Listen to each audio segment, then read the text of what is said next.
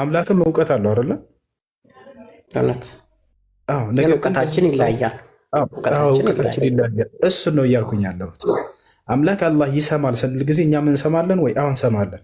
ነገር ግን የመስማታችን መጠን ወይንም ያ መስሚያችን አንድ አይነት ነው ወይ? ላ በፍጹም አይገናኝም። አምላክ ያያል ወይ ብልህ አዎ። አንተስ ታያለህ ወይ ብልህ አዎ አያለሁ። ስለዚህ የፍጡር ባህሪ ያለው ማለት ነው አምላክ? ላ አንልም እንደሱ። የማየታችን መጠን በፍጹም የሚገናኝም አይደለም። ለምሳሌ የእኔ ማየት የተገደበ ነው። ከዚህ ከግድግዳ በስተጀርባ ምን አለ ብትለኝ ማየት አልችልም እኔ። አምላክስ የተገደበ ነው? ላ አይገድበውም እርሱ። ሰማያት ምድር ያለ እንዳለ ጥቃቅን ነገራቶች ሁሉ ከእርሱ አይሰውሩም። ራሱን የፈጠራቸው ራሱ ያያቸዋል። አላህ ይህን ባህሪውን በቁርአን ላይ ሲናገር ሰዋኡን ሚንኩም መን አሰረ ልቀውለ ወመን ጀሀረ ቢህ ወመን ሁወ ሙስተክፊን ቢለይል ወሳሪቡን ቢነሃር አለ። ከእናንተ ንግግሩን ድብቅ ያደረገው ወይም በገሃድ ጮሆ የተናገረ ለእኔ እኩል ነው፣ ሁሉንም እሰማለሁኝ አለ።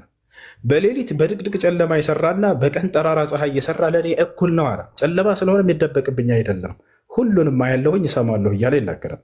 ወካነ አላሁ ሰሚዓን ዓሊማ ይላል በሌላ ቦታ ላይ እኔ አምላካችሁ አላህ የምትናገሩትን ሁሉ የምሰማና የምትሰሩትን ሁሉ የማውቅ አምላክ ነኝ እያለ ይናገራል።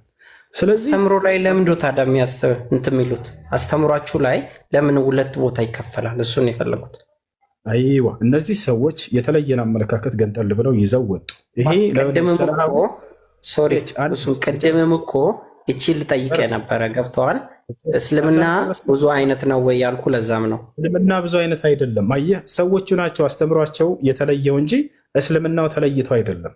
ገብተዋል። በእስልምና ሆኖ ይለያያሉ። ለእስልምና አይለያይም። ነገር ግን የሰዎቹ አስተምሮት ብለህ አንተ ራሱ ተረድተዋል። አሁን አስተምሮታቸው ለምን ተለየ ነው ያልከው። የማን አስተምሮ ከተባለ የግለሰቦቹ እንዴት እንደተለየና እንደወጡ ደግሞ ባጭሩ ላስረዳሽ። ለምሳሌ እነዚህ ሰዎች አምላክ መለኮታዊ እጅ አለ ስንል ጊዜኛ እነዚህ ሰዎች እጅ የለውም ብለው የወጡ ሰዎች አሉ ለማለት ፈልገህ ነው አይደለ? አዎ ልብ በለው። አሁን እዚህ ጋር ቅድም በደንብ አድርጌ በምሳሌ አስረድቼህ ነበር። አንቀበልም ይሄን ያሉበት ምክንያት እነዚህ ሰዎች ምንድን ነው? እጅ ካልን አምላክ እጅ ያለው ካልን ከእኛም እጅ ስላለን ከእኛ ጋር ይመሳሰላል በሚል ነው አፈንግጥ የወጡት አይደለ? ስለዚህ ሁለቱ ናችሁ ማለት ነው። ተረጋ መቼ ጨረስኩኝ? ረጋ በል እንጂ እንድትረዳ እኮ እያስረዳሁ ነው። በምሳሌ ላስረዳ ነው።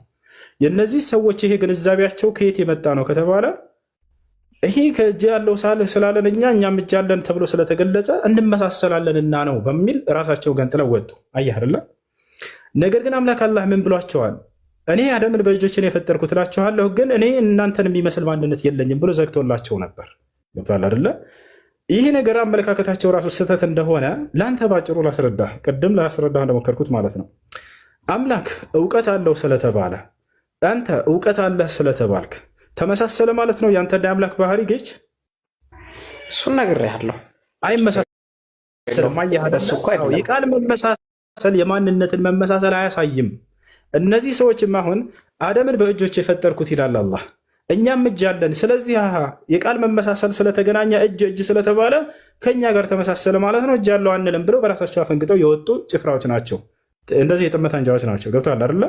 ይሄን ነገር ከራሳቸው የአምላክን ባህሪ ከራሳቸው ጋር በማመዛዘን ነው አንቀበልም ያሉት። ገብቶሃል አይደል? አምላክ ያል ከተባለ እንደዚያ ተረዳው። ግን ደግሞ ብዙ ሰው እነሱ የሚቀበል ከሆነ እስልምናን ወደ ሁለት ከፈለው ማለት ነው። እሱ እስልምና አይደለም የተከፈለው፣ የሰዎቹ ጠርዝ ነጥቀው እነዚህ ሰዎች የራሳቸውን ግንዛቤ ይዘው የወጡ ሰዎች ተብለው እንጂ የሚታሰበው። ገብቶኛል። ግን እኮ ታዲያ አስተምሮቱ ከተለያየ እኮ ወዴት እንደሚሄድ ራስህ አስተምሮቱ አይለያይም። የሰዎቹ ግንዛቤ ነው እያልኩህ ነው። ጌች ህፃን ልጅ የሚረዳው ነገር እኮ ነው። ሰዎቹ ይሄን አመለካከት ይዘው የአስተሳሰብ ልዩነት እንጂ ይሄ ቃሉ ተለያይቶ አይደለም። ቁርአኑ ገብቶሃል አይደለ? ይሄማ ከኛ ጋር ተመሳሰለ በሚል ግምታዊ ነገር ራሳቸው ተከትለው የሄዱ እንጂ ቁርአኑ ላይ ይሄን ግንዛቤ አግኝተው አይደለም። ለምሳሌ ልነግርህ እንደሞከርኩት አንተ አዛኝ ነህ አይደለ? ጌች ታዝናለህ። አምላክ አዛኝ ነኝ ብሎ ራሱን ገልጿል። ያዝናል ለፍጥረታቶቹ። አምላክም አዛኝ ነው፣ እኔም አዛኝ ነኝ። ስለዚህ የፍጡር ባህሪ ያለበት ማለት ትችላለህ? ላይ የሚገናኝ አይደለም። አምላክ አዋቂ ነው፣ አንተም አዋቂ ነህ። አምላክ ተመልካች ነው፣ አንተም ተመልካች ነህ። ገብቶሃል አይደለ? ይህን ነገር ከኛ ጋር የፍጥረታትን ባህሪ ከፈጣሪ ጋር ሄደው በመለካትና በማስተካከል የዛኔ ነው ስህተት የሰሩት እነሱ። ገብቶሃል አይደለ? ትልቁ ስህተት ምንድን ነው? የፍጥረታትን ባህሪ በስም ብቻ ስለተገናኘ ከፈጣሪ ባህሪ ጋር ለማነጻጸር በሞከር ነው። አምላክ ይወርዳል፣ እኔም እወርዳለሁ። ስለዚህ የፍጡር ባህርን አልቀበለውም። አምላክ ከፍጥረታት ዓለሙ በላይ ነው፣ እኔም ከነገራቶች ሁሉ በላይ መሆን እችላለሁ። ስለዚህ ከእርሱ ከፍጥረታት በላይ ነው አንልም። አያቸዋል። አምላክ እጅ አለኝ ብሏል። አዳምን በእጆች የፈጠርኩ ብሏል። እኔም እጅ አለኝ። ስለዚህ እንዲህ አይነትን ግምታዊ ነገርን በመከተል የጠመሙ ሰዎች እንጂ ያስተምሮቱ ልዩነት ኖሮ አይደለም። ያስተምሮት ቁርአንና ሐዲስ ነው። ገብተዋል አይደለ? ከዚያ ላይ ይህን የሚያመላክት ምንም ነገር ሳይኖራቸው ይሄማ ከኛ ጋር ተመሳሰለ በሚል ግምታዊ ነገር ተከትለው የሄዱ ሰዎች ናቸው። ይህን ይመስለሽ። ኦኬ ታንክ ዩ። እሺ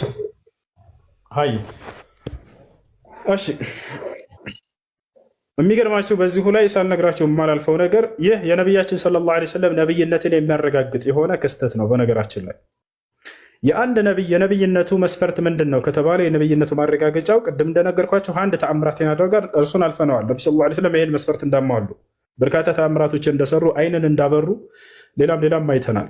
ሁለተኛው የአንድ ነቢይ የነብይነት ማረጋገጫው ምንድን ነው? ያ ነቢይ ትንቢትን ይናገራል አደርገች በተናገረው መሰረት ደግሞ ያ ትንቢቱ ሲፈጸም ይታያል አይደለ?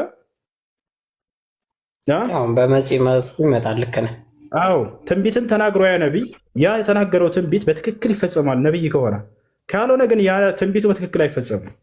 ነቢያችን ሰለላሁ ዐለይሂ ወሰለም ዛሬ እነዚህ አመለካከት ሰዎች ይዘው እንደሚወጡ ወደፊት እንደሚነሱ ቀድመው ተናግረዋል በትንቢት ተቻላርን።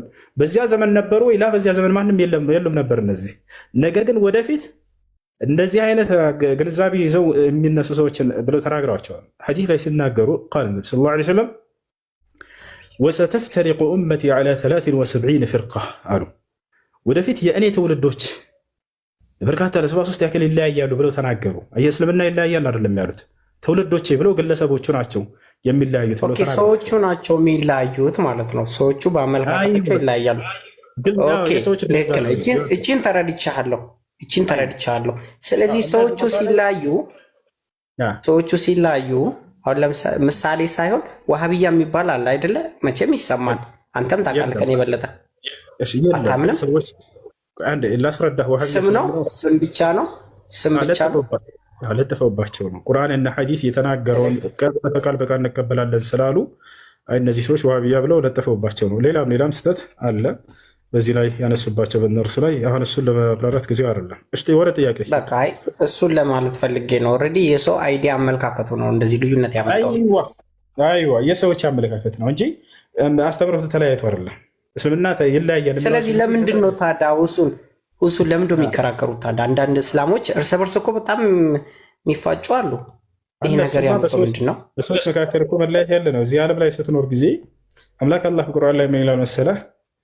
ወለው ሻአ ረቡከ ለጀዐለ ናሰ ኡመተን ዋሒደተን ወላ የዛሉነ ሙኽተሊፊን። ይኸውልህ እውነት እስካለ ድረስ ተቃዋሚ ሐሰት አለ እዚች ዓለም ላይ ገብቶሃል አይደለ? እውነት እስካለ ድረስ ተቃዋሚዎች አሉ። ነቢያቶች ሲነሱ እኮ ተቃዋሚዎች ነበራቸው አይደለ? ክርስቶስ ሲነሳ ጊዜ አይሁዲዎች እኛም የአምላክን መጽሐፍ ይዘናል ብለው ኦሪትን ይዘናል ብለው ይቃወሙት ነበር። እንዴት ሰንበትን ትሽራለህ ይሉት ነበር አይደለ? ሌላም እንዲህ ይሏቸው ነበር። ይህ ነገር ያለ ነው። ዓለም ከተፈጠረችበት ጊዜ አንስቶ የእውነት ባለቤቶች እስካሉ ድረስ ያን እውነት የሚቀበሉ ባለ ሐሰት ባለቤቶች ያሉ ናቸው። ነገር ግን ያን ሰዎች ማረምና ማስተካከል የሚችሉበትን መንገድ ታዲያ አምላክ ለምን አላስቀምጠም ከተባለ በደንብ አድርጎ አስቀምጧል። ነቢያቶችን የላከው ለዚህ ሆነ። በዚያ በነቢይ አስተምሮ ስር ሁሉም እንዲሰለፉና አንድ እንዲሆኑ፣ ልክ እንዲሁ ደግሞ አምላክ መለኮታዊ መጽሐፍትን ያወርዳል በዚያ ሕግና ስርዓት ሁላቸውም እንዲመሩ ዘንድ። ነገር ግን ቁርአንና ሐዲስ ላይ የሌሉን አመለካከቶች በራሳቸው ግምታዊ ነገር በመከተል ያንን አንቀበልም ማለት እነዚህ ሰዎች ራሳቸው አፈንግጠው የወጡ ሰዎች ናቸው። ገብቶሃል አይደል? ቀደም እንዳልኩ እሷን የፈለግኳት የራሳቸውን ግንዛቤ የራሳቸውን ግምታዊ ነገር አምላክ እንዲህ አለው ከተባለ እኛም እንዲህ አለን በማለት ፈጣሪን ከፍጡር ጋር በማስተካከል ያንን አንቀበልም ብለው ሃይማኖትን አይከፍልም። ሃይማኖትን አይደለም ግለሰቦች ናቸው የራሳቸውን ግምት ተከትለው የሄዱት። ያው እምነቱን ነው ይዞት ሄደው ኮረዲ እምነቱን ነው ይዞት ሄደው በራሱ አይዲያ የራሱን ያንን አመለካከት ምሳሌ እየነገርኩህ ግምታቸውን ነው እነዚህ ሰዎች ተከትለው የሄዱት እያልኩህ ነው። ገብቶሃል አይደለ? ለናሙናነት ያክል ለምሳሌ ደጋግሜ የሰጠሁ ነው። አምላክ አዋቂ ነው ሲባል ጊዜ እኛ አዋቂ ነን ስንባል ጊዜ በዚህ ጊዜ የአምላክም እውቀት የእኛም እውቀት ተመሳሳይ እንዳልሆነ እኔም አንተም እናምናለን አይደለ? ይሄ ነው እና እጃን ነው ሲባልም ልክ እንዲሁ አምላክ አላህ ስብሐነሁ ወተዓላ አደምን በእጆች የሰራሁት ሲል ጊዜ እኛም እጅ አለንና ስለዚህ ተመሳሰለ ማለት ነው ብሎ ይሄንን መካድ ያስኬዳል ወይ አያስኬድም? ልክ እውቀት አለው እኔም እውቀት አለኝ ብዬ እውቀታችን ስለተመሳሰለ አምላክ አዋቂ ነው አልልም ብለን እንደማንክድ ሁሉ አምላክ አላህ ስብሐነሁ ወተዓላ አደምን በእጆች የፈጠርኩት እንዳለ እኛም እጅ እንዳለን ሁሉ የእኔ እጅ ከእርሱ ጋር ተመሳሳይ ነውና እጅ የለውም ብዬ ያምናለሁ ብሎ የራስን ግምት ተከትሎ መሄድ አያስኬድም እንደዚህ። ስለዚህ እዚህ ቦታ ላይ እምነቱ ሳይሆን የተለያየው የሰዎቹ የተሳሳተ ግምት ነው ይዘው የወጡት ያ ነው። እሺ ኦኬ ቀጣይ ጥያቄ ተረድቻለሁ። መርሐባሽ ቀጣይ ጥያቄ ካለ መጠየቅ ትችላለህ። ተዘራ ጥያቄ ካለ ቀጣይ።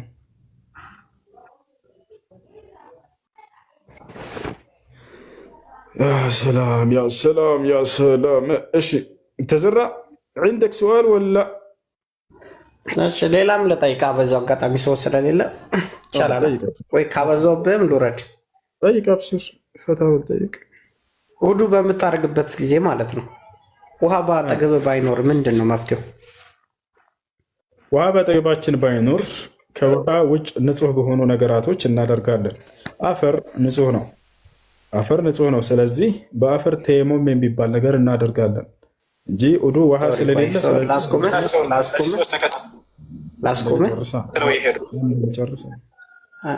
አምላካችን አላህ ስብሐነሁ ወተዓላ ውሃ ከሌለ በቃ ስግደት የለም ማለት ነው ብሎ አልዘጋው። ላ ስግደት አለ በሁሉም ጊዜ። ነገር ግን ምን አላና በንጹህ በሆነ ነገር በዚያ ተየሙም ታደርጋላችሁ፣ በንጹህ አፈር ማለት ነው። በአፈርም እያልከኝ ነው? አፈር ንጹህ ነው አይደለም? አይደለም። አንተ ከምንድን ነው የምትታጠበው? አፈርማ ንጹህ ነው፣ የተፈጠረው ራሱ ከአፈር። እሺ ከምንድን ነው የምትታጠበው? እሱን ከምንድን ነው የምትታጠበው? አንተ ከምንድን ነው የምትታጠበው ማለት ዓላማው ሰውነትን ሻወር መውሰድ እኮ ማጠብ እኮ አይደለም። ውዱ የሚባል ነገር አለ። ቅድመ አምልኮ ከማድረግህ በፊት ያንን የምትዘጋጅበት የሆነ ዝግጅት ነው እርሱ እንጂ መታጠብ ቢሆንማ ሙሉ ሰውነትን ነበር መታጠብ ያለብህ። ነገር ግን ፊትህንና እጅህን ልክ እንዲሁ ደግሞ እግሮችህን ውዱ እንድታደርግ ታዘሃል። ያንን ታጥባለህ በውሃ። ይህ አምላክ አላህ ስብሐነሁ ወተዓላ ቅድመ አምልኮ ከማድረጋችን በፊት ያዘዘው ነገር ነው። ያ ነገር ከሌለ ግን በቃ ውሃ የለምና እኔን መገዛት ያቆማል እዚህ ጋር ያለን አምላክ አይደለም። ላ አምላክ አላህ ስብሐነሁ ወተዓላ በተየሙም እንድናደርግ ፈቅዶልናል። እርሱም ምንድነው? ንጹህ የሆነ አፈር ትሄዱና በአፈር ሰውነታቸውን ይሄ ቢስሚላህ ብላችሁ ለምሳሌ እንዲህ በመዳፋችሁ ትነኩና ይህን አፈሩን ማራገፍ ትችላላችሁ፣ መብታቸው ነው። በአፍ እንዲህ ካደረግክ በኋላ ታረግፈውና ከዛ ፊትህን እንዲህ ታደርጋለህ፣ ከዛ እጅህን እንደዚህ ታደርጋለህ። ይሄን ይመስላል። እሺ ቀጥል ጥያቄ። በቃ ይሄን ልጠይቀህ ነበርና ግን አላሳመነኝም። ያላሳመነ ምን አበዳል ምን ያላሳመነ በአፈር ውሃ ከሌለ በአፈር ነክተክ ውዱ ማድረግ ትችላለህ የሚለው ነገር እኔ አልተቀበልኩትም። ለዛ እኮ ነው የጠየቅኩህ። እኔም ችግር የለውም። ያልተረዳኸው ከምን አንጻር እንደሆነ ልትገልጸው ስላልቻልክ እስኪ በጥያቄ መልክ ላደርግልህ እኮ። ለዛ እኮ ነው እኔ አሁን መታጠብ ካለብህ ከምንድን ነው የምትታጠበው የሚለውን ነገር አለ። አንዴ አምልኮ ማለት ምን ማለት ነው? መገዛት ይመስለኛል። አፈር የሚለውን ነገር በምን እንደተረዳው ታውቃለህ? አምልኮ ማለት ምን ማለት ነው? አምልኮ ማምለክ ነው፣ መገዛት ነው። እንዴት ነው አምላክን የምትገዛ? ትእዛዙን በማክበር ነው። ሌላ ምን አለ? በጣም ጥሩ። ስለዚህ አምላክ አዘዘህን ነገር አምላክ ምን አለ? ውዱ ስታደርጉ ጊዜ በውሃ አድርጎ አለ። ያ ከሌለ ደግሞ በንጹህ አፈር ተየሙም አድርጎ አለ። አምልኮ ብሎ ማለት አምላክ ያዘዘህን ትእዛዝ መፈጸም ማለት ነው። ገብቶሃል አይደለ? አምላክ ካዘዘህ ትእዛዛቶች መካከል እስኪ አንድ አራቱን ጥቀስልኝ አንተ። ያው ከአስርቱ ትእዛዛት መቼም ታውቃለህ፣ መጥቀሱ ጥቅም የለውም እና ግን ያንተን አስረዳልኝ። ለምሳሌ ስታርድ ጊዜ ታርዳለህ አይደለ? እርድ ምንድን ነው የምታርደው? መስዋዕት የምታቀርበው በግ ነው። በጣም ጥሩ። ወፍ ብታርድስ? ወይቺ ምንድነች? ዶሮ እኮ ምን ገለጸልኛ? ምን ለማለት ዶሮ መስዋዕት ብታደርግና ብታቀርብ ለምሳሌ እሱ የታዘዝከው በግ ሆኖ ሳለ ማለት ነው። ምን ችግር አለው? የታዘዝከውን አድርግ ነው። ኦልሬዲ በጣም ጥሩ እሱን ነው እያልኩ ያለ አላህ የታዘዝከውን አድርግ ስላለ ነው። አሁንም እዚያ ቦታ ላይ እያዘዘ ያለው እርሱ ነው። ነገር ግን ያንኛውን ብታርድ ምን ችግር አለው? ስጋ አይበላም የዶሮ ስጋ አይፈቀድም ማለት ነው ወይ እያልኩ ልፈላሰፋ አልችልም። ገብቶሃል አይደለ? አይ አምላክ ስለዚህ አላህ አዞኛል በአፈርም ቢሆን እንትን አድርጌ ውዱ ማድረግ እችላለሁ ነው ያንተ ሀሳብ። እሱ ነው የአምላክ ትእዛዝ ነው። ገብቶሃል አይደለ? አምልኮ ብሎ ማለት አምላክ በነቢያት በኩል ያዘዘውን ትእዛዛት መፈጸም ማለት ነው። ምንድነው ያዘዘህ እንድታርድ ስልህ ጊዜ በግ ነው አልክ። ዶሮስ ብታርድ ላ በግ ስለሆነ የታዘዘው በግ ነው የሚፈልገው አምላክ። ዶሮ ስለማይፈቅድ ነው ማለት ነው? ዶሮ ንጹህ ስላልሆነች ነው ማለት ነው? ዶሮ ነጃሳ ስለሆነች ነው ማለት ነው? አይደለም። ነገር ግን አምላክ የፈለገው እና ያዘዘው በዚያ መልኩ አድርግ ብሎ ቃሉ ላይ ስላወረደልህ ነው። ይሄ ነው። ለማንኛውም ቀጣይ ጥያቄ ካለ ይችላል። ሌላ ሰው ይጠይቃ ካለ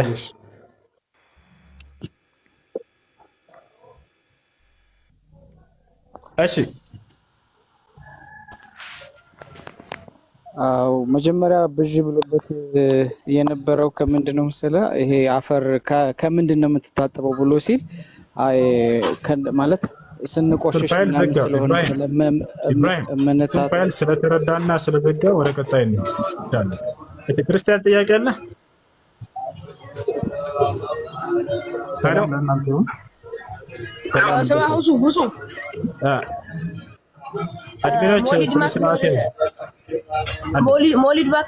መውሊድ ማክበር ቢድዓ ነው ወይስ አይደለም?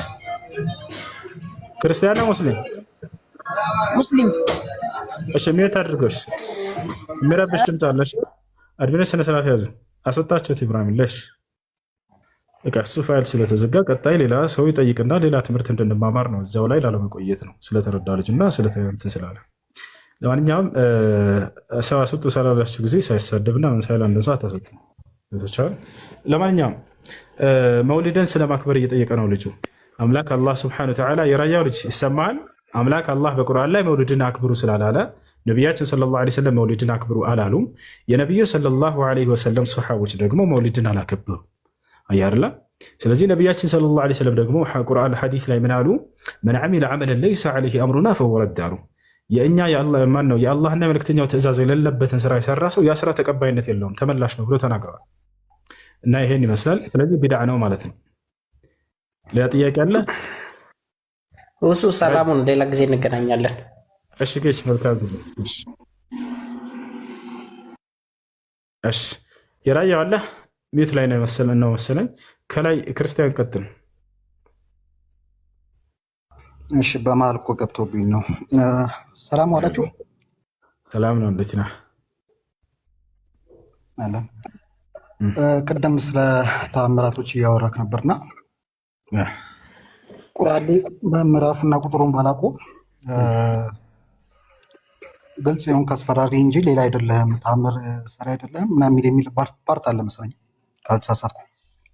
ችግር የለውም እነግርሃለሁ። ማለት ቅድም ያሳየከው ሀዲሶች ከሱ ቁርአን ጋር እንዴት ነው የሚታየው? በጣም ጥሩ። እዚያ ቦታ ላይ እየተጠየቁ ያሉት ነቢያችን ሰለላሁ ዐለይሂ ወሰለም እነዚህ ከሃዲያኖች ከሚጠይቁት አንጻር ነው እየመለሰላቸው ያለው። እነዚህ ከሃዲያኖች ምን ብለው ያስቡ ነበር? እርሱ ራሱ ነው እነዚህን ስራዎች የሚሰራቸው ብለው ያስባሉ። ነቢይ ደግሞ ከራሱ እነዚህን ተአምራቶች አይሰራም። አንተ እንዲህ አድርግልን እያሉ ነው ሲጠይቋቸው የነበረው። አላህ ደግሞ ምን አለ? እነዚህ ተአምራቶች ባለቤቶች ማን ነው ከተባለ ባለቤቱ አምላክ አላህ ነው። አንተ ግልጽ አስተማሪ እንጂ ሌላ አይደለህም እያለ የሚነግራቸው ለነሱ ያ ነው። ነገር ግን ያንን ነገር ከአምላክ ዘንድ የሆነ እንደሆነ አላህ ሱብሓነሁ ወተዓላ በሌላ ቦታ ላይ ይገልጽላቸውና እነዚህን ተአምራቶች ለእርሳቸው ደግሞ ይሰጣቸው ነበር። ተወለርላ ያ ነው። በሌላ ቦታ ላይ ወማ ካነ ሊረሱሊን አን የእትየ ቢአየትን ኢላ ቢኢዝኒላህ ይላል አምላክ። አላህ ሲገልጽ ምን አለ? አንድ ነቢይ በራሱ ተአምርን ሊያመጣ አይችልም በአላህ ፍቃድ ካልሆነ በስተቀር እያለ አስተማራቸው ቀድሞ። ስለዚህ ከሰው እንዳልሆነ ነገር ግን እነዚህ ከአምላክ የሚመጡ እንደሆኑ ይነግራቸዋል አላህ ሱብሓነሁ ወተዓላ። ያን ከነገራቸው በኋላ እነዚህን ተአምራቶች ደግሞ ያደርግላቸዋል። መሲሁ ለምሳሌ በቁርአን ላይ ዒሳ ዓለይሂ ሰላም ተአምራቶችን ሲያደርግ ጊዜ በደንብ እንዲያውቁ ዘንድ ከእኔ ሳይሆን ከአምላኬ ነው እያለ ሁሌ ይነግራቸው ነበር። ገብቶሻል አይደል? እነዚህ ሰዎች ከአንተ ነው የመጣው ብለው ወደ እርሱ እንዳይለጥፉበት ማለት ነው። ተአምራቶች ከአምላክ ዘንድ ናቸው። ለምሳሌ ዒሳ ከሰራቸው ተአምራቶች ሲገልጽ በዛው ላይ ከማን እንደሆነ አስከትሎ ሲናገር ورسولا إلى بني إسرائيل أني قد جئتكم بآية من ربكم أني أخلق لكم من الطين كهيئة الطير فأنفخ فيه فيكون طيرا بإذن الله وأبرئ الأكمه والأبرص وأحيي الموتى بإذن الله وأنبئكم بما تأكلون وما تدخرون في بيوتكم እያለ ይናገራል። መሲሁ ሙታንን ሲያስነሳ ጊዜ እኔ ሙታንን አስነሳለሁ በአምላኬ በአላህ ፍቃድ ይላቸው ነበር። አያቸው አይደለ? ስለዚህ እነዚህ የቁረይሽ ሰዎች ሲያስቡ የነበረው ምንድነው? ይሄ ነቢይ ራሱ በራሱ ያደርጋል ብለው ነበር ሲያስቡ የነበረው። በራሱ ማድረግ አይችልም እያለ አላህ ሱብሓነሁ ወተዓላ እርሱ አስተማሪ እንጂ ሌላ አይደለም ነው የሚላቸው። ይህን ተአምራት እርሱ አይደለም ያመጣላቸው እኔ ነኝ እያለ እየገለጸ ነው። ለዛ ነው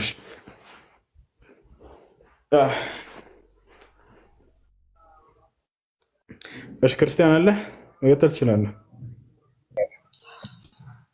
አለው አዎ፣ እየሰማሁህ ነበር እንዳላቋርጥ ብዬ ነው።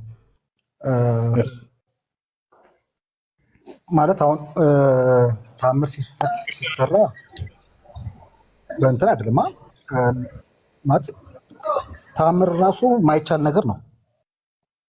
በባዴ ገብተዋል። አሁን ለምሳሌ የሞተን ሰው ማስነሳት ከማይቻሉ ነገሮች መካከል ነው። የትኛውንም ሰው እሱ ከአምላክ ነው። ማንም ሰው ራሱ አይደለም። ልክ ነው።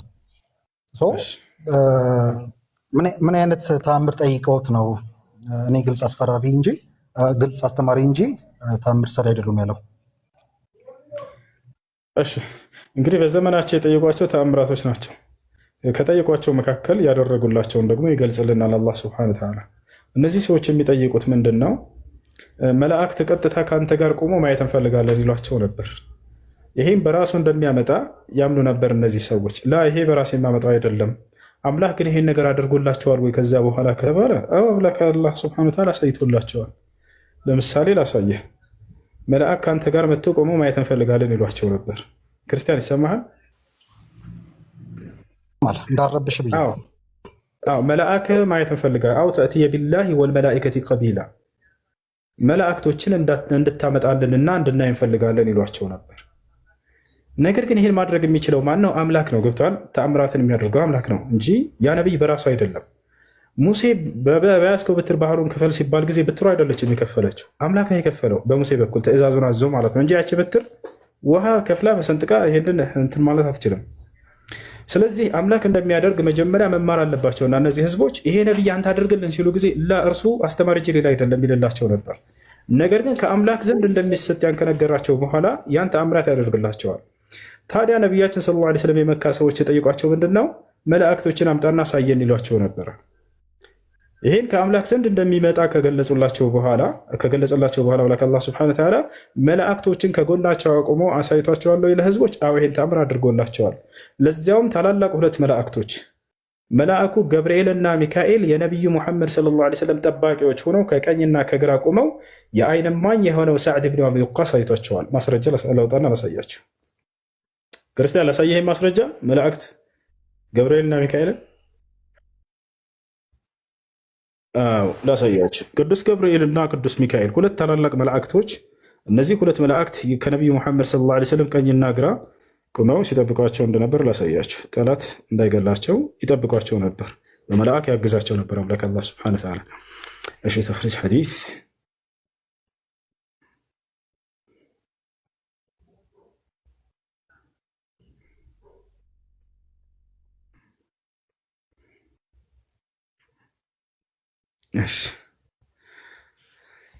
ያውና እዚህ ጋር እንመልከት። ልጆች ሚዩት አድርጉ፣ ሚዩት አድርጉት።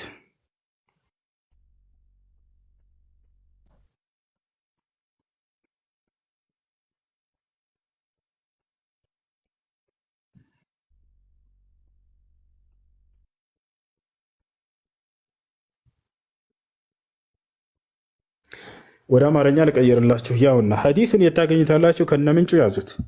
መልአክ ለነቢዩ ሙሐመድ ሰለላሁ ዐለይሂ ወሰለም ሲገለጥ ጊዜ የዓይን እማኝ የሆኑ ሰሓቦች ያዩ ነበረ።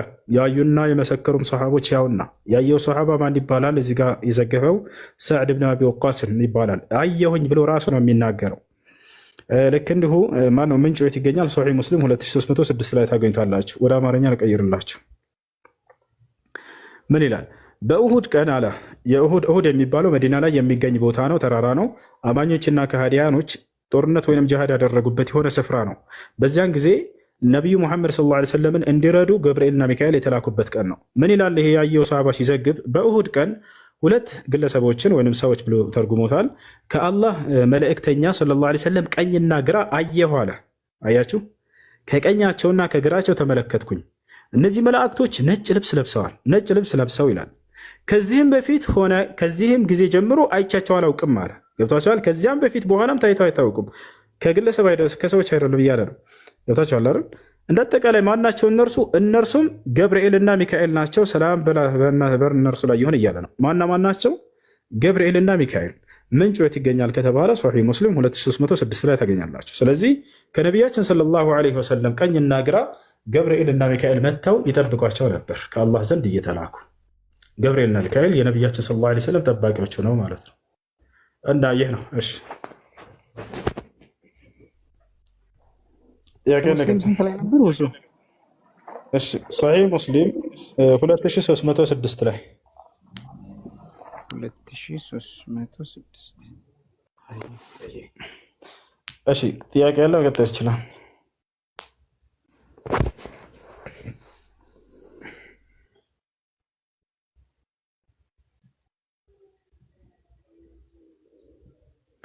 ጥያቄ ያለው ክፍሌ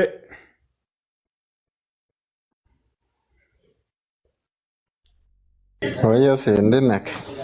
ሰላም ነው አለን፣ እግዚአብሔር ይመስገን። ነክ አለ አልሐምዱሊላህ። ባለፈው መሀል ላይ ወጣውና ሙሉ ሰዓት ጨርስ እየበጣ እሺ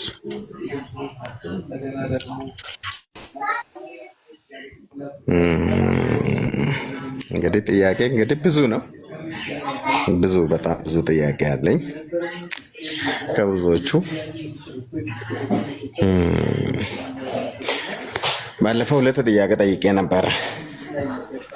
ጸሐፊው ከዚህ ዛኔ አልነበረምና ማን ጻፈ ሙሴን ትንቢቶችን ማን ተከታትሎ ጻፈ በሚለው ከላይ እንደወረደ እና የተጻፈ እንደወረደ ነገር ነው የገለጽክልኝና እኔ የዛን መልሼ እንትን ስላልተመቸኝ መልሼ አልጠየኩ። አብርሃም ይስሐቅን ወለደ። ይስሐቅ ሁለት ልጆች ነበሩት፣ ከገረዲቷና ከዋና ሚስቱ። የዋናዋ ይስሐቅ ነበረ፣ ያኛው እስማኤል ነበረ መጽሐፍ ቅዱስ የሚለውና መልሶ ደግሞ ቁርአን የቃል ኪዳኑ ልጅ እስማኤል እንደነበረ ነው የሚወስደው። ምክንያቱም ከዛኛው ጥያቄ ጋር ነው እኔ የሚያያዘው። ምክንያቱም ብዙውን ጊዜ እኛ አሁን ብለን ምናምነው ከመጽሐፍ ቅዱስ የተወሰደ፣ ምክንያቱም ቁርአንም ወደ መጽሐፍ ቅዱስ ሪፈር ስለሚያደርግ ስለነበረው እነዛን ጠይቁ ብሎ ስለሚል ማለት ነው። ግን እዛ ሄዶ ነቢዩ መሐመድ ከወሰዳቸው ማለት እንትን ካላቸው ከእዲት ካደረገው እንዴት አድርጎ እስማኤልን በይስሐቅ ቦታ አመጣው የሚለው ጥያቄ ነው ለኔ። ፕላስ ደግሞ ወደ ዋናው ከመጣው ትልቁ ነገር አንድ የሚያርቅ ምን አልኩ ወይ? ስለዚህ ነቢያችን ሰለላሁ ዐለይሂ ወሰለም ላለመኮረጃቸው ትልቅ ማስረጃ ነው ማለት ነው አሁን የጠቀስክልን። ምክንያቱም ቢኮርጅ ኑሮ የቃል ኪዳኑ ልጅ ማን ነው ብለው ያስቀምጡ ነበር። መጽሐፍ ቅዱስ ላይ ማን ነው ይላል? ይስሐቅ አይደለም?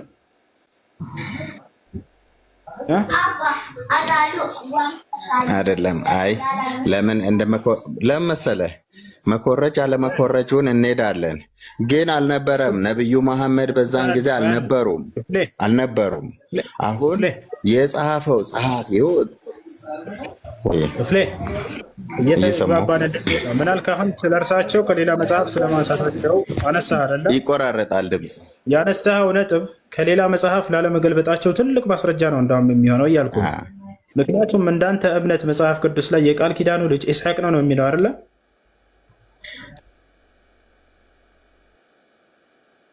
ክፍሌ ከኔ ጋር አይደለም? ነቢዩ ሙሐመድ ሰለላሁ ዐለይሂ ወሰለም ግን እንደዛ ይላሉ ነኝ። ድምጽ ግን ይቆራረጣል በጣም። እሺ ነቢዩ ሙሐመድ ሰለላሁ ዐለይሂ ወሰለም የቃል ኪዳኑ ልጅ ኢስሐቅ ነው ብለዋል እንደ መጽሐፍ ቅዱስ ወይንስ አላሉ?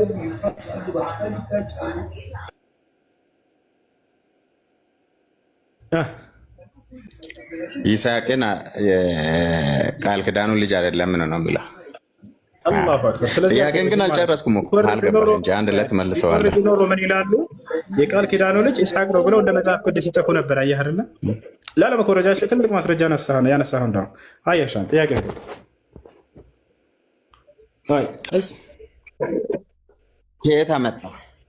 ከየት አመጣ? አልነበረም፣ አልተወለደም። ማን ነገረው? በጣም ጥሩ። ምን ነው ከየት አመጣ ያልከው? ኢስሐቅ የቃል ኪዳን ልጅ ነው የሚለውን ነው ያን ታሪክ እኮ ኢስሐቅ የቃል ኪዳን ልጅ ነው የሚለውን ነው ከየት እንዳመጡት እየጠየቀኝ ያለኸው? አዎ በስልና አብርሃም እሱ የሆነው ሰማይ አላሉማ እንደሱ። ኢስሐቅ የቃል ኪዳኑ ልጅ እሱ ልደት በፊት የነበረውን በሙሉ ከየት አመጣ ነው እዛ ነው። በቃ እሺ፣ ባጭሩ አላህ ሱብሓነሁ ወተዓላ ታሪኩን የተረከላቸው አምላክ ነው። አላህ በቁርአን ላይ ሲናገር የማዛባት ስራ አንዴ ረጋበን ቁል አንዘለሁ አለዚ የዕለሙ ሲረ ፊ ሰማዋት ወልአርድ ይላል። ከየት ነው ያመጣው በተባሉ ጊዜ ነብዩ ሰለላሁ ዐለይሂ ወሰለም አላህ ሲመልስ ምን አለ? በሰማያትና በምድር ያለውን ሚስጥር ሁሉ ከሚያውቅ ከአምላክ ዘንድ ከእርሱን ያወረደው በላቸው ይላል። አምላክ የሚደበቅበት ነገር አይደለም። ያለፉት ነገራቶች ሁሉ ያውቃቸዋል። ስለዚህ ያንን እውቀቱ ሙሉ ከሆነ ከአምላካችን ከአላህ ዘንድ ነው የወረደው።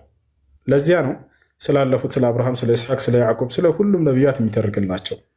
አላህ በቁርአን ላይ ምን ይላል? ኢና አውሐይና ኢለይከ ከማ አውሐይና ኢላ ኑሕን ወነቢይነ ምን ባዕድህ ይላል።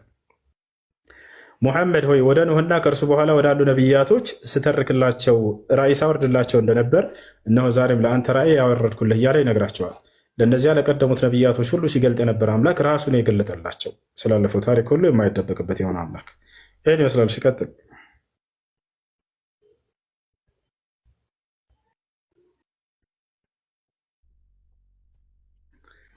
ቀጥል። እየሰማህ ነው? የተሰማው ልጆች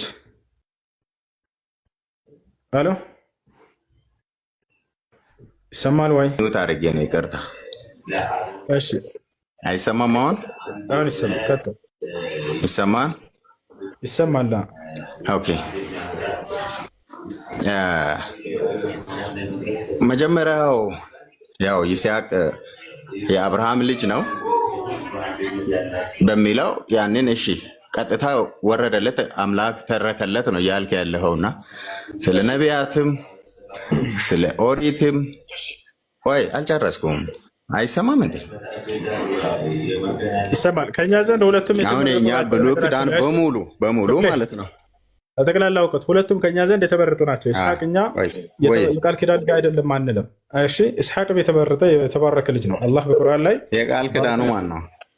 ሁለቱም ናቸው። ሁለቱም የተመረጡ ናቸው። አዎ እዚህ ጋር ነው ይኸውልህ፣ ጫወታ እያልኩ ያለሁት እዚህ ጋር ነው። መጽሐፍ ቅዱስ ምን ይላል መሰለክ? ይስሐቅ ከዋና ሚስቱ ከሳራ ተወለደ። ሳይወለድ በመቆየቱ አብርሃም ወደ ገረዲቶ ገባና እስማኤል ተወለደ። እስማኤል ተወልዶ ሁለቱ ሳይስማሙ ሲቀሩ ወይም እስማኤል በይስሐቅ ላይ ሲስቅ አየችና ምን አለችው? አስወጣልኝ ይሄን ልጅ በልጄ ላይ ስቋልና በልደቱ ቀን ማለት ነው። አስወጣልኝ ስትል እሱ ወደ እግዚአብሔር ሲጸልይ ምን አለው? እግዚአብሔር እንዳለችው አድርግ፣ እሱም ልጅህ ነውና እባርከዋለሁ፣ ልጅህ ነውና እባርከዋለሁ፣ ግን ቃል ኪዳኔን ከማን ጋር አደርጋለሁ አለ? ከይስሐቅ ጋር። ቃል ኪዳኑ ከይስሐቅ ጋር ቃል ኪዳን ልጅ የነበረው ይስሐቅ ስለነበረ ቃል ኪዳንን ከይስሐቅ ጋር አደርጋለሁ ያለውን አሁን የቦታ የመቀያየር ቃል ኪዳኑ ምንድን ነው? አቤት ቃል ኪዳኑ ምንድን ነው? ቃል ኪዳኑ ምንድን ነው? የተያዘበት ቃል ኪዳን በልጄ ላይ ቃል ኪዳን እናደርጋለን ብዙ ዘር አበዛሃለሁ። ይኸውልህ አማርኛን እያወራን ያለ ነው። አማርኛን እያወራን ያለ ነው። እሱ ቃል ኪዳን ማለት እሺ ካን አብራራ። ቃል ኪዳኑ አበዛሃለሁ እንደ ሰማይ ከዋክብት አበዛሃለሁ ያለውን ማለት ነው። እንደ ባህር አሸዋ አበዛሃለሁ ያለው ነው ቃል ኪዳኑ። ለምንድን ነው ይሄ አሁን መጠየቅ የሚያስፈልግ ጥያቄ ነው እሱ? እንዴ ቃል ኪዳን ማለት ምን ማለት ነው? ትርጉሙ ከመሰረቱ ስንመስ ቃል ኪዳን ከሱ ጋር ይሄንን አደርግልሃለሁ ብሎ ቃል ኪዳን የገባበት እንደ ሰማይ ከዋክብት አበዛሃለሁ እንደ ባህር አሸዋ አበዛሃለሁ ብሎ ያለውን በአብርሃም ላይ ያለውን አይደለም። እሺ ምንድን ነው እሱ? አይደለም ከእርሱ ጋር ቃል ኪዳን ያደረገ የገባው በአንተ ምንድን ነው? በእኔ እንደዛ ነው። እሺ በአንተ እንደዛ አይደለም። መጽሐፍህን ልንገርህ። በአንተ ላይ ያለው ምንድን ነው? ቃል ኪዳኑ ስምምነቱ ምንድን ነው? ግርዘት ነው አለበት። ይህን ቃል ኪዳን ደግሞ እስማኤል ነው ቀድሞ የፈጸመው ከይስሐቅ በፊት። ግርዘት ነው ቃል ኪዳኑ፣ ሌላ ነገር አይደለም። በእኔና በአንተ በልጆችህ መካከል የማደርገውን ቃል ኪዳኔ ይህ ነው፣ ሁሉም ልጆችህ ከብልታቸው ቁልፈቴ ሸለፈታቸውን ይገረዙ። ይሄ ነው ቃል ኪዳን ያለ። መገረዝ እኛ ምን ተደረጋል? የሚካበር ነገር እኮ አይደለም። ቃል ኪዳን እናንተ የምታስቡት ቃል ኪዳን ሲባል የነብይነት ማዕረግን በአንተ ልጆች ብቻ ላይ ያደርጋል ያለ አስመስለው ይነግሯቸዋል። እየሸወዳቸው እንደሱ አይደለም። መጽሐፉ ላይ የሚለው ምንድን ነው? በእኔና በልጆች መካከል የማደርገውን ቃል ኪዳኔ ይህ ነው። አልተሳሳትኩም። ማስረጃ ላሳየህ ከመጽሐፍ ቅዱስ። አብሮነቱን ስለመገረዙ አብሮነቱን አይደለም በሱ በፊቱ እንዲሆን አይደለም። ክፍሌ መጀመሪያ ቃል ኪዳኑን ስማልኝ። መጀመሪያ ምንድን ነው ከአብርሃም ጋር የነበረው ከዘመዶች ውስጥ እስቲ አዳምጠኝ። አንተ አንዴ አዳምጠኝ እስቲ። አብርሃምን ከወገኖቹ ከራሱ ከጣዖት አምላኪዎች ለይቶ ሲያወጣ በእኔና በአንተ መካከል ይሄ ነው ለምን አወራለሁ? ቃል ኪዳኑ ምንድን ነው? እሱ ላይ ትኩረት አድርግና አውራ። ክፍሌ ቃል ኪዳኑ ምንድን ነው የያዘበት? ምን አድርግ ነው ያለው? በእኔና በአንተ መካከል የማደርገውም ቃል ኪዳኔ ይህ ነው ካለ በኋላ ምንድን ነው ቃል ኪዳኑ ብሎ ገለጸ እግዚአብሔር። እኔ እንዳልኩት ነው ግርዘት ነው ወይንስ ሌላ ነገር ነው?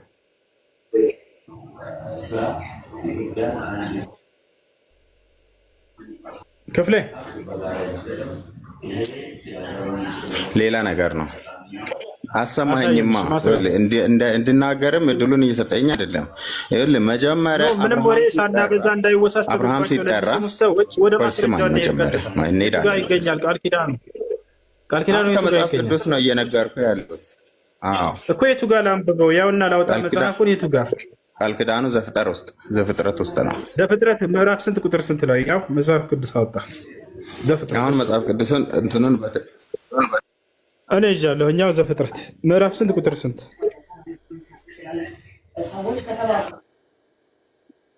ወይንስ እኔ ላውጣልህ? እንድትይዘው ትችላለህ፣ ግን አሁን አንተ ያልከውን እኮ በአጭሩ አብራርች። እኔ ያልኩትን ላሳይ። እኔ የምለው ደግሞ አንተ ተሳስተሃል ስላልከኝ በእኔና በአንተ መካከል የማደርገውን ቃል ኪዳኔ ይህ ነው፣ ሁሉም ሰው ብልቱ ይገረዝ። እሱን ነው በቃ ላውጣልህ።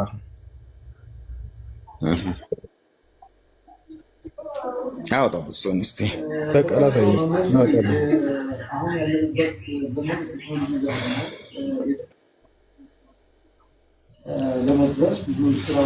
አንዴ ሚወት አድርጉ ልጆች። ያ ዘፍጥረት 17:10 ይታያቸዋል ልጆች። ቃል ኪዳኑ ግርዘት እንደሆነ ነግሬሃለሁ። ያና ዘፍጥረት 17:10 ላይ ምን ይላል ተመልከቱ። ይታያል 10 እግዚአብሔርም አለው አንተ ቃል ኪዳኔን ትጠብቃለህ።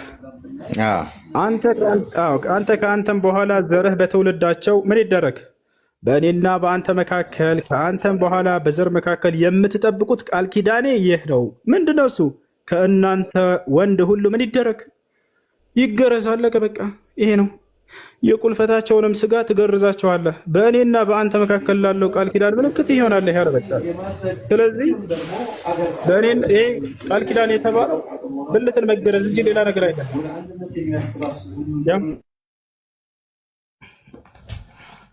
ሀይ ክፍሌ ስለዚህ ያን ይመስላል። ያን ያክል እያካበዱ ምናምን አይንገራችሁ። እዚህ ቦታ ላይ ቃል ኪዳን ሲባል ጊዜ ስለ ግርዘት እያወራ እንጂ ሌላ ነገር አይደለም። ሁለቱም የተባረኩ ናቸው። እንደ እስልምና ስትመጣ ጊዜ ሁለቱም የአብርሃም ልጆችን እንዳውም አብርሃም የሚያታድርጉ ልጆች ሁለቱም ተባርከውለታል። ኢስሐቅም የተባረከ ይሰማል ወይ እሱ? አይሰማም።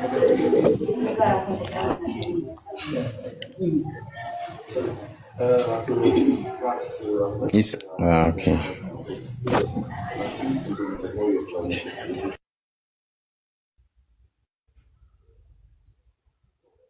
እሺ ጥያቄ አለ? ቀጥል።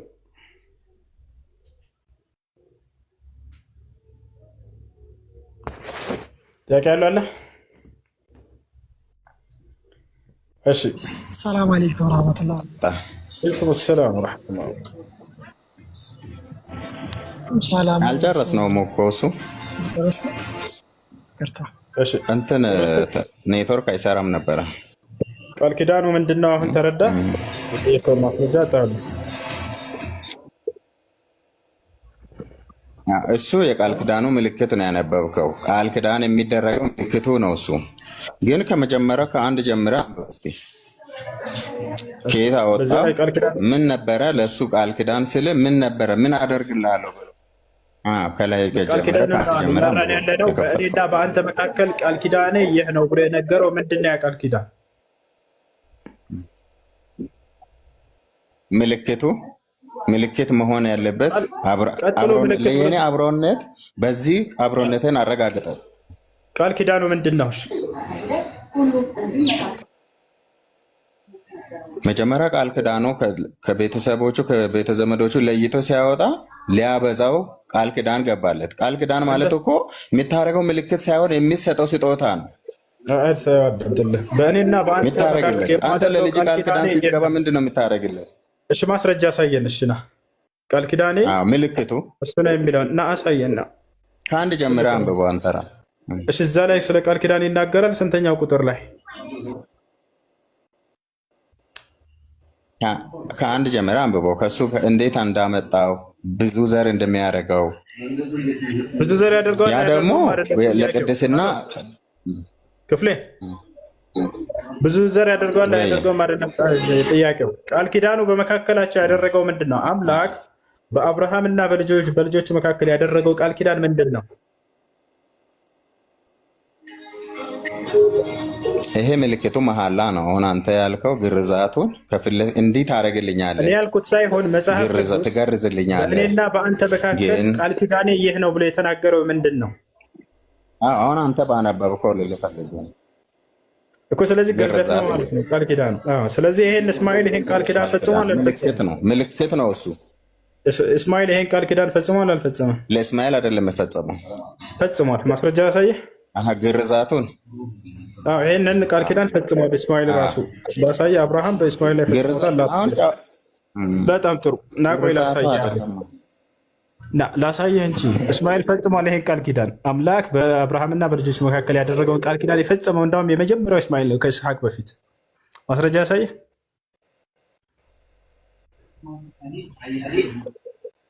ክፍሌ ላሳየህ። በግርዛት ከሆነ ቀድሞ ስለተወለደ፣ ስለዚህ የመጀመሪያው የአምላክን ቃል ኪዳን የፈጸመው ከኢስሐቅና ከእስማኤል ማን ነው? እስማኤል ነው አይደል? አንድ ጥያቄ ልጠይቅ። እስማኤል ከሳራ ነው ከአጋር ነው የተወለደ?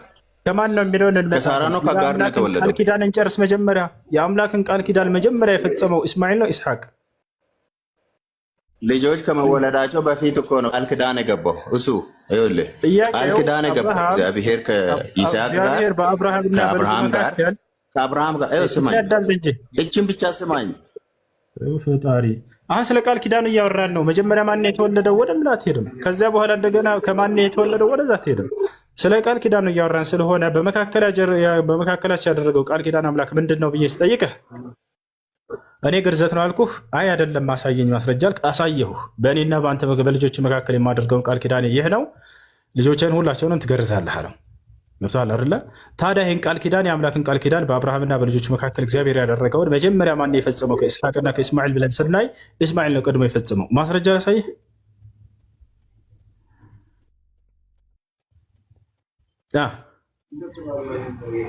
ስለ ግርዛት እኔ ግርዛቱን እኮ ቃል ኪዳን ነው እያልኩ አይደለም። ቃል ኪዳን ምልክቱ ነው እንጂ መጀመሪያ ስማኝ፣ ዝም ብለህ አንተ ተራ ስጠኝ። አንተ አሁን የምታሳየን ምንድን ነው? በእኔና በአንተ መካከል እግዚአብሔርና አብርሃም ናቸው አይደል? መጀመሪያ ልጅ ሳይኖራቸው የተገናኙት። ቃል ኪዳኑ ምንድን ነው? አምላክ በአብርሃምና በልጆቹ መካከል ያደረገው ቃል ኪዳን ምንድን ነው?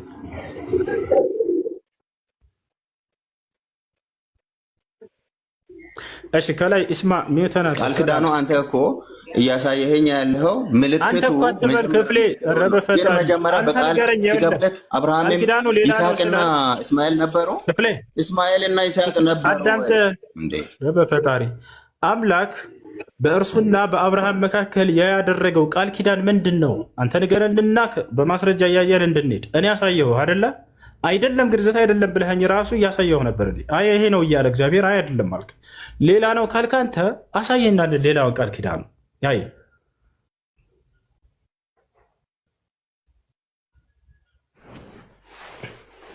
እሺ ቤት አድርጋል። ኢስማ ሰላም ከላይ ሜተናሳ ኢስማ አለ። ሰላም አለይኩም ወራህመቱላሂ ወበረካቱ። አላህ ሀቢቢ እሺ ጠይቀው ነበረ ስለ አንድ እግዚአብሔርን አንድ አምላክ ነው ወይ የምታመልከው ብለህ። እሺ እንግዲህ ስሙን እንኳን ብዙም አላስታውሰውም፣ ግን አብዱል ከሪም ነው የሆነ ብቻ የሆነ ልጅ እንትን እያለው ነበር እያናገረው ነበር እና የወጣ ሰዓት ላይ አንዳንድ ነጥቦችን ሲያነሳ ሰምቼዋለሁ መሰለኝ። እሺ ወንድማችንን ስጠይቀው የምታመልከው አምላክ አንድ ነው ወይ ብለህ ጠይቀህ በአብ በወልድ በመንፈስ ቅዱስ ስም እንዲያጠምቃቸው መናገሩን እሱን ሲጠቅስልህ ያው መጽሐፍ ቅዱስ አንድ አምላክ እንዳለ ነው የሚናገረው። እሱም ደግሞ አብ ነው ብለህ የሆነ ማስረጃ አሳይተሃል መሰለኝ። እኔ ደግሞ ያው ወንድማችን ሲጠቅስ ሰምቻለሁ፣ ግን ምናልባት እንትን ያላሉ ሰዎች ካሉ በዚህ በብሉይ ኪዳን ላይ የተጻፉ አንዳንድ ቦታዎች አሉ፣ ዘፍጥረት ላይ ማለት ነው።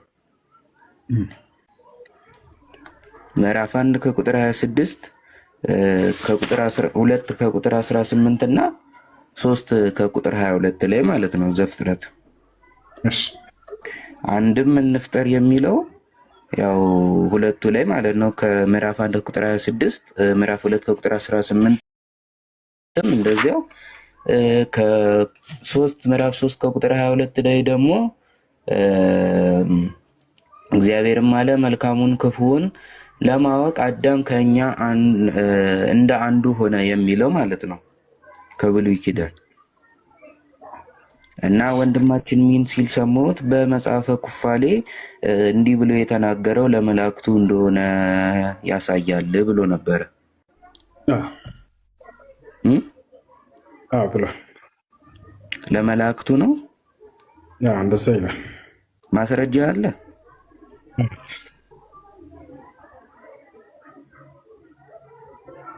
ያሳያል። እናንተን የሚሏችሁ አብ ወልድ መንፈስ ቅዱስ ናቸው ነው የሚሏችሁ፣ ግን መጽሐፈ ኩፋሌ ላይ እንፍጠርለት እያለ ያለው መላእክቶችን ነው እንደዛ የሚላቸው። ቆይ እናውጣና እናሳይ። ማነው መግለጥ የሚችል መጽሐፍ?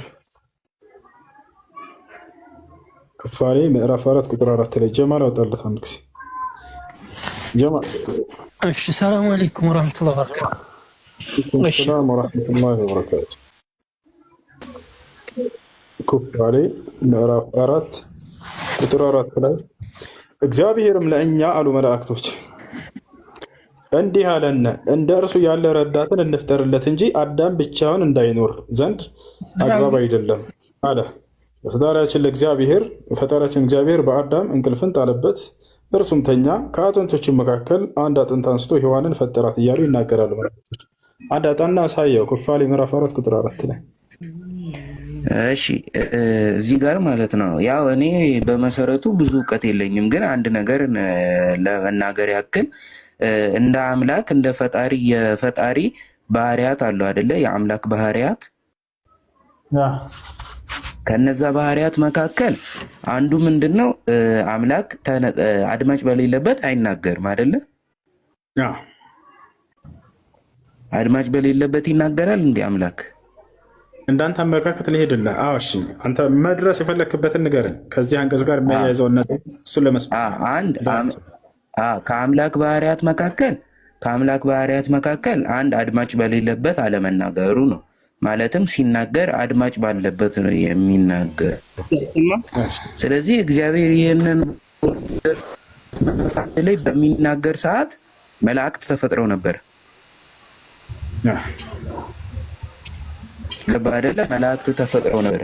ስለዚህ ለኛ ዓለም ሲል አሁን እኔም መተህ ብትጠይቀኝ ማለት ነው መተህ ብትጠይቀኝ እግዚአብሔር አለ ብዬ ነው የምነግርህ።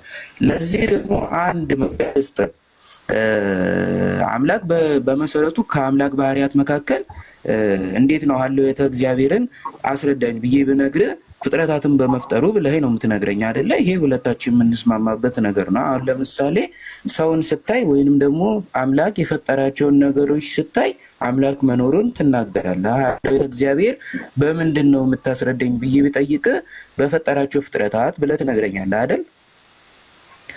የዛን ሰዓት ምንድን ነው እዚህ ጋር እግዚአብሔር ኑ እንፍጠርለት ሲል አንድ የአምላክ ባህሪ መፍጠር እስከሆነ ድረስ መፍጠር የመላእክትን ባህሪ ነው ልትለኝ አትችልም። ለምን? ለአምላክ ለብቻ ያለው ባህሪ ለአምላክ ነው የሚገባው። የመላእክት ሊሆን አይችልም፣ የሰው ሊሆን አይችልም። ተፈጠሩ በሚል ነው አንድ ይሰማል። ከዚያ በኋላ መላእክቶችን ፈጠሩ ቢባል ትክክል። አዎ በፍጹም መልአክ ሊፈጥር አይችልም። ነገር ግን ከዚያ በኋላ መጽሐፍህ ምን ይላል? እግዚአብሔርም ሰውን ፈጠረው ይላል። ፈጠረው የሚለው ለነጠላ ነው ወይንስ ለብዙ? ሰርድ ፓርቲ አለ። ያ ሰርድ ፓርቲ ምንድነው? መላእክት ናቸው። እሺ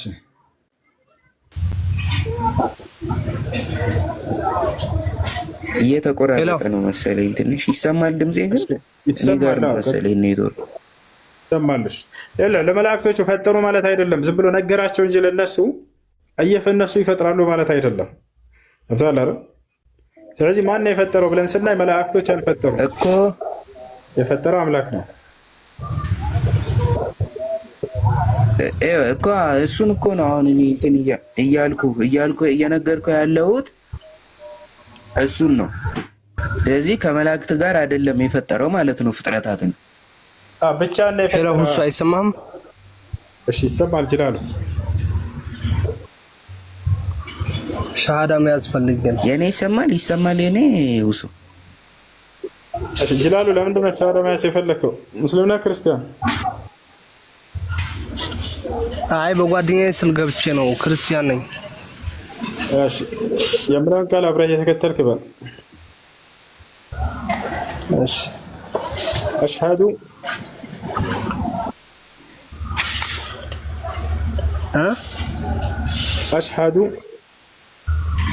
አሽሃዱ አላ ሄሎ ይሰማል።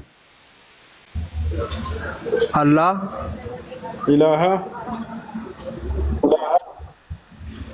ኢላሃ ኢላላህ ምን አልከኝ? ኢላላህ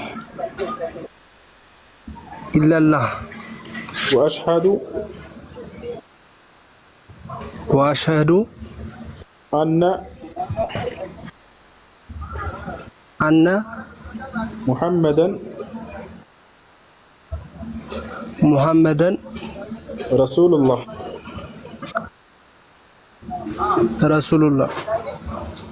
ማሻአላህ። ከዚህ በኋላ ሙስሊም አሁን ያልከው ቃል ትርጉሙ ከአላህ በስተቀር ሌላ አምላክ እንደሌለ መሰክራለሁ፣ ሙሐመድም የአላህ መልእክተኛ ነብይ ናቸው ብዬ መሰክራለሁ ማለት ነው። ይሄ ነው። እሺ ጓደኛ ሶላት እንዲያስተምርህና ስለ እስላማዊ ትምህርቶች እንዲያስተምርህ እንትን በለው። እሺ አናግረው። ስምህ ማን ነበር? ዮሐንስ። እሺ ስሙን ባትቀይረውም ችግር የለውም። መቀየር እፈልጋለሁ ካልክ ደግሞ የሕያ ወይንም ሙሐመድ ወይንም አብድራህማን ወይንም ሰዒድ ቢሆን መልካም። የትኛው ስም ደስ ይላል? አንተ የሚመችህን መምረጥ ትችላለህ። ሙሐመድ አድርገዋለሁ። ሙሐመድ ሀይ። እሺ ወንድሜ ሻር ውሰድ፣ ለሶላት ራስን ዝግጅት አደርግ ዘንድ ከዚያም ስለ ሶላት አሰጋድ ከሄድ በመማር ሶላት መስገድ ለአላህ ትጀምራለህ ማለት ነው። ይህን ይመስላል ወንድሜ።